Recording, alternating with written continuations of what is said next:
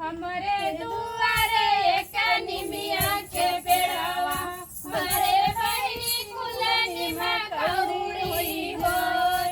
हमरे दुआरे एक निमिया के पेड़वा हरे बहिनी कुलनी में कौड़ी होय।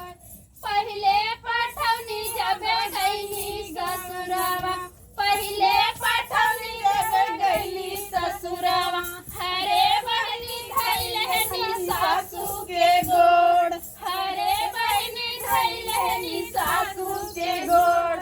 हमरे नी सास रानी ऐसन आशीष हमरे नी सास रानी ऐसन आशीष हरे बहनी तोहरे बेटौई होय।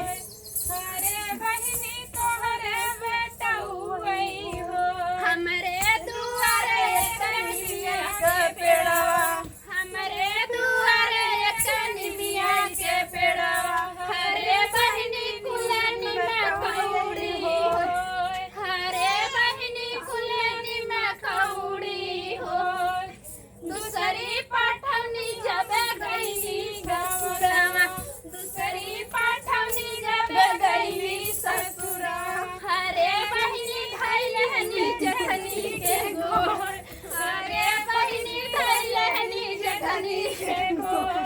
हमरे नी जेठान रानी ऐसन आशीष हमरे जेठान रानी ऐसन आशीष हरे बहनी तोहरे बिटिया वही होय। हरे बहनी तोहरे बिटिया वही होय होय होय।